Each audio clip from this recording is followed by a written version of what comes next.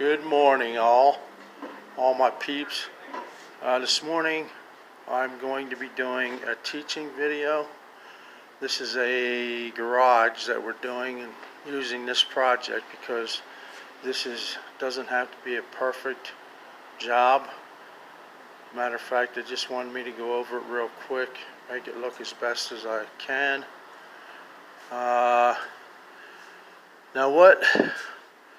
The term I've come up with on jobs like this is called waxing a turd. But you don't want to say that to your client. I said that to one of my wealthy clients in Siesta Key, Florida, and he took it personally and he was not happy. He was literally upset, screaming at me. He took it personal. So I would not recommend using that term to your client, but that's actually what this is right here. This is waxing a turd. Now what I'm doing is I took, and this is 2 coats of spackle. Now normally when I sand, I've already sanded and all, but normally, this job I'm doing a little bit different to show you what could happen if you don't do it right. These areas here we're not even worried about because it'll take too much time. I may end up, after we paint it, pulling these out and redoing them. Somebody was here and they just decided to fart on the wall or spit on it, whatever you want to call it. And it doesn't look that nice, but there was big holes in the wall that I patched, and I used 2 methods for that. Sometimes I'll cut out, I have a piece of sheetrock somewhere around here, right here. This is a piece of 1/2 inch I picked up Home Depot, 2x2 square.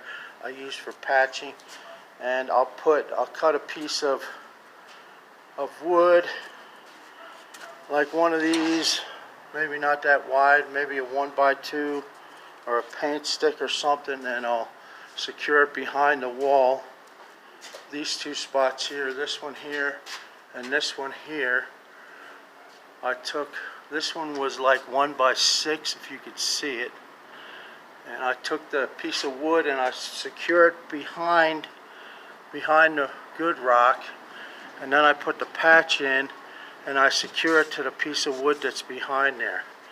Now also on some of these, believe it or not, this one over here was just a round hole, and if you've watched, there's a guy on here that actually cuts circles in the rock and peels off the rock around the circle and then pushes the circle into the hole and then uses the front of the rock, the paper, to secure it to the wall.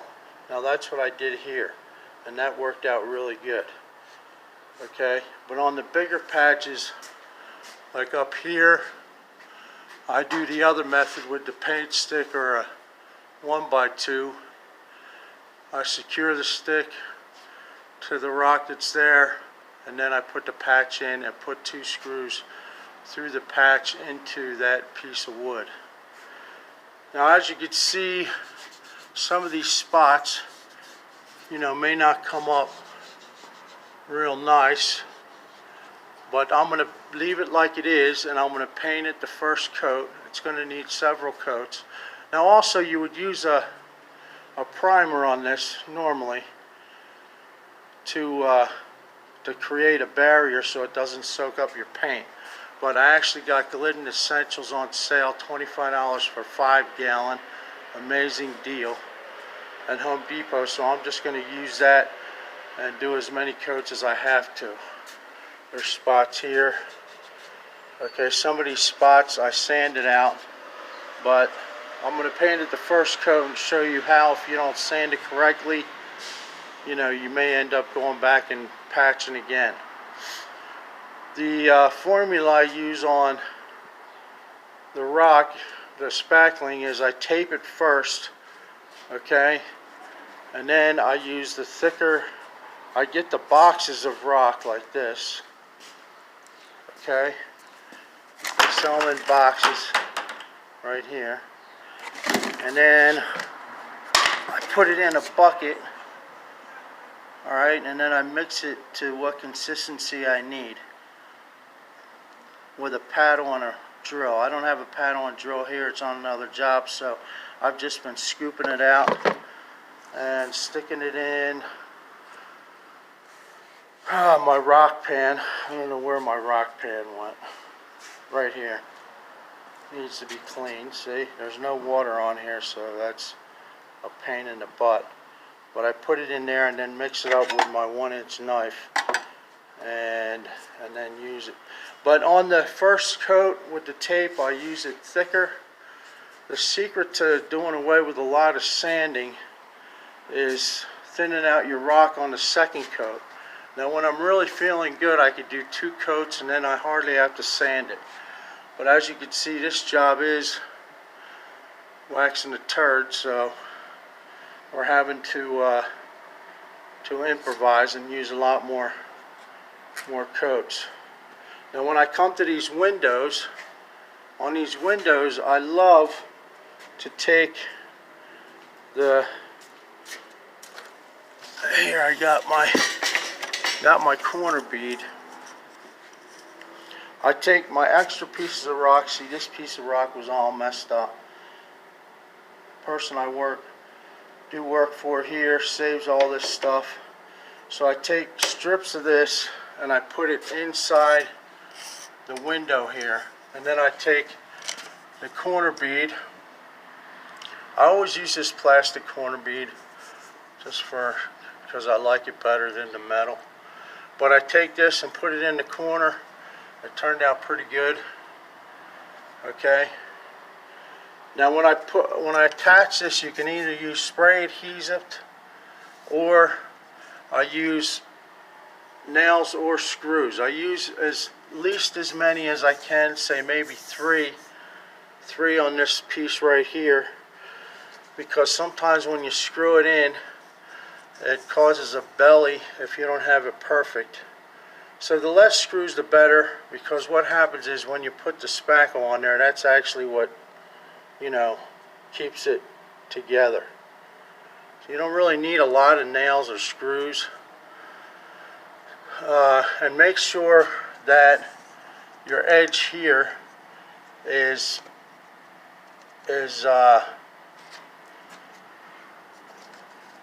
less exposed than your corner bead right here.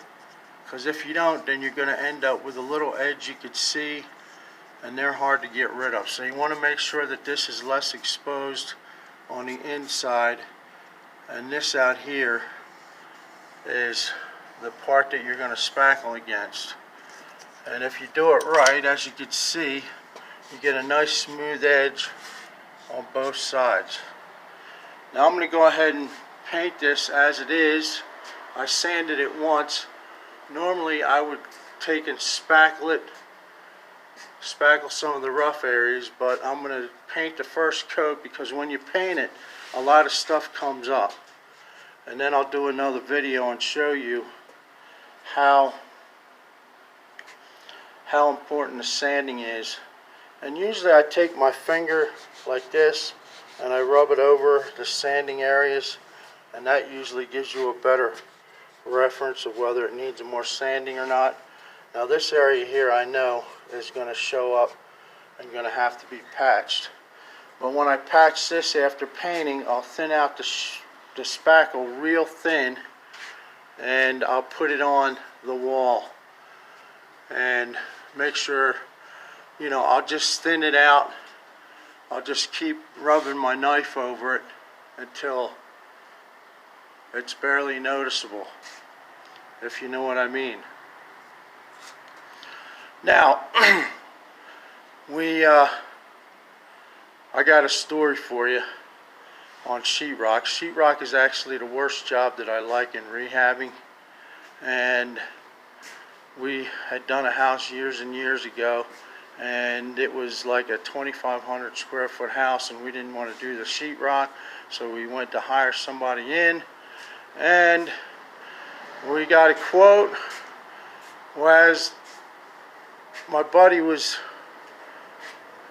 getting an estimate, the guy he brought with him pulled him aside and handed him another business card and said, hey, if you want to save some money, I will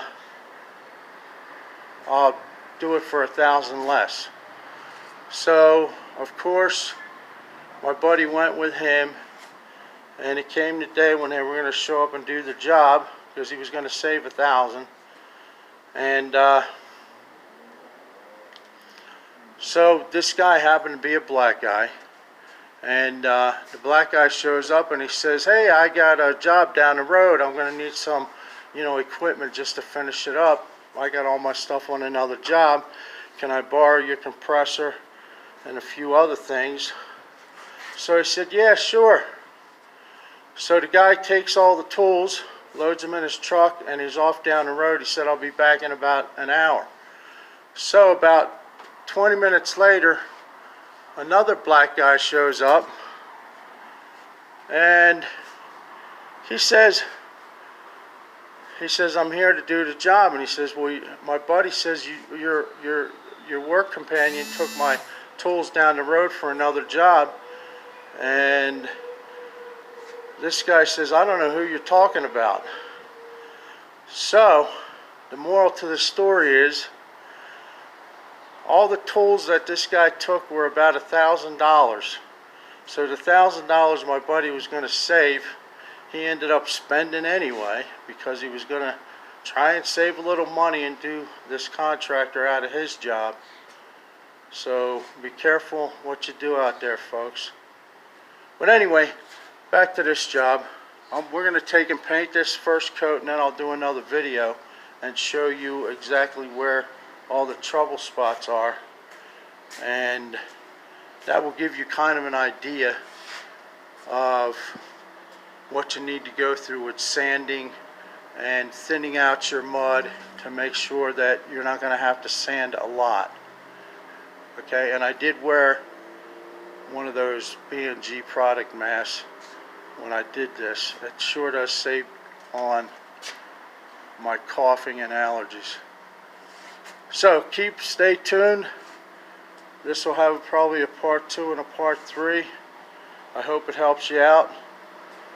Like and subscribe, share the video. Stay tuned for an update as we go.